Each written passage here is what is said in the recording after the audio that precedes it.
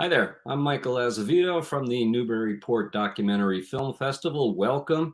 And we're here to chat with another director of one of the great films that will be featured at the 2023 Newburyport Documentary Film Festival, which begins on September the 15th. That day is creeping up on us. So join me in welcoming right now the director of a film called Torched, and this is Hoag Kempner. Welcome, Hoag.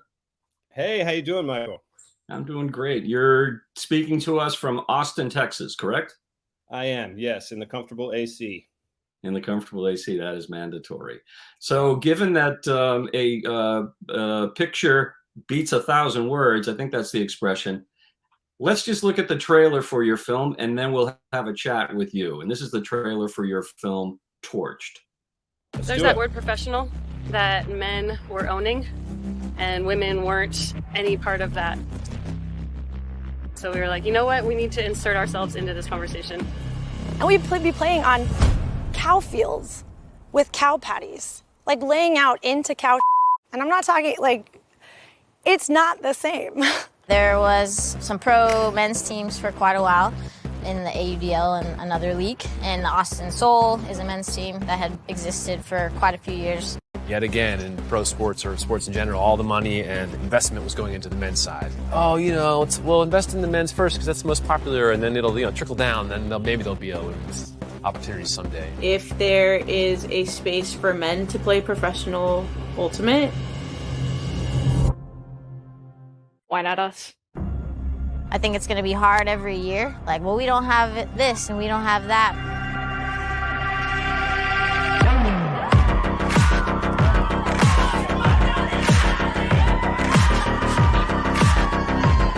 How much money do you make per game? Oh, yeah, big bucks. That's a good question. I think $30. Pays for the drinks after the game. 25 American dollars, but that's not really why I play.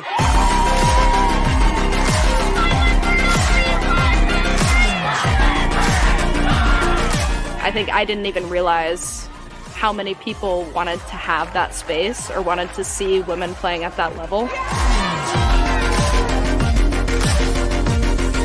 In my career life, I'm a sales manager. I'm a fourth grade teacher. I work at a school right now. I coach PE. So much of Rachel's time when she's not working goes into kind of what's next for this. It's kind of like you could think of Torch as another family member in our household because they often have a seat at our dinner table. We just worked to play. I would call us or compare us to a Bad News Bears, we're from Texas, which that's part of it, is a huge bond is just being from Texas. Austin Torch, I feel like very much aligns with Austin, pushing for political equity, systemic changes. Men are starting at a totally different playing field.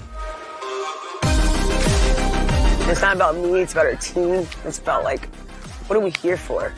We're here for each other. We're lighting a fire for the next generation. All right, and that is Torched. Hoag, so I want to mention that in addition to being the director of this film, you're also the director of photography, meaning you shot the film and you edited the film. So congratulations on really taking control of this project. So tell me about how this story found you, how you found the story, and what you found so compelling about it. Okay, so here's a little secret. Bonesaw, one of the main characters, one of the only guys in the film, the one who sort of helped start the team and also the league. He's my brother. He's your brother, okay. Yeah. So we were in a band together we still are, but we were touring heavily all around the country until about 2017. So after that, we all he had a kid and we kind of chilled out on the band a little bit, and we pursued other interests. And one of his has always been sports and Frisbee, and his wife is really involved in women's non-binary ultimate Frisbee. So through that connection, he kind of got involved with helping build up the Torch. I love stories about underdogs, people who kind of are doing things, trying to pursue their dream when there are a lot of reasons not to. You know, real life gets in the way. You need money, you need to pay the bills, all this stuff. It's hard traveling. So I was really attracted to this group of scrappy ultimate players who were trying to just bust down a door and have an opportunity. So I picked up a camera that first year in 2018, and I had great access because he's my brother, and I knew a lot of these people, not all of them, but I knew some of them. And I just picked up a camera and I said, I don't know when I'm going to do something with this, but I think I should start filming it. So I filmed through 2018, 2019, then COVID hit. They kind of had a comeback season in 2021. And by 2022, I was thinking, okay, now I think is the time. I have all this archival stuff. They're about to sort of come back and reestablish themselves post-COVID and kind of recommit to this dream. So that's when I sort of doubled down, got a bunch more gear, cleared my schedule, did a Kickstarter, and just went for it and followed that team through the whole 2022 season. What's your sense of how popular professional ultimate frisbee is, and has it been growing? Yeah, that's a great question. It has been growing. So one of the themes of the movie is that in 2010, a professional men's team sprouted up, and that really kind of, that was the first time you could actually kind of watch frisbee through streaming, live streams, and that was for ultimate people. That was like, oh my gosh, we can watch frisbee finally. So that kind of blew open the doors a little bit. The sport has definitely been growing since its origins in the mid 60s, out on the East Coast, I think, Columbia High School, maybe in New York, but I could be wrong about that. But yeah, it's been growing a lot. The college programs are growing. It's still an underground sport. But at one point, I think its claim to fame, this was mid 2010s, it was the fastest growing sport. I don't know what kind of metrics they use there, but yeah. So as the trailer points out, it's not as if the athletes who are part of the Austin Torch are making big dollars by any means. What do you think it is about this particular team and about this particular sport that just enlivens their spirit so much? I think I asked that question to a lot of the players. I think it has to do with the fact that it started as a social sport. You might read that as party sport, but it definitely has its roots in counterculture and fun and party and social situations. A lot of people go to college who end up playing ultimate, and they're athletes from a previous sport, but they're looking for community more than anything else, really. So they join the ultimate team. They learn how to play ultimate. So I think what really enriches their lives and causes some of these players on the Torch to be like, well, I'm a full-time teacher. I have kids, but I'm going to play a full, professional ultimate season. I might not be getting paid a lot, but at least I don't have to pay to play. I think it's really it sounds a bit cheesy, but I think it still is the friendships, the camaraderie, as well as the chance to play at a high level that's logistically, well structured. And like I said, they don't have to bear the financial burden. As a filmmaker, when you were thinking about telling this story about a growing sport, but one that certainly isn't well known to a whole lot of people, and, sort of a scrappy upstart in terms of a sport and the players, what were you thinking about in terms of how you wanted to approach it as a piece of sports-oriented filmmaking while being able to tell these personal stories?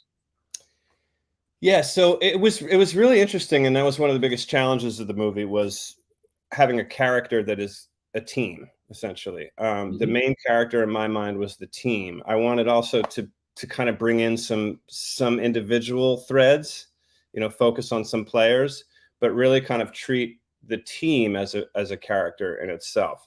What I also tried to do was, in terms of it being a sports movie, obviously it's a sports movie. I wanted it also to be a little bit more than that in terms of it's almost like a story about a startup, you know, like any startup has these same challenges that they face.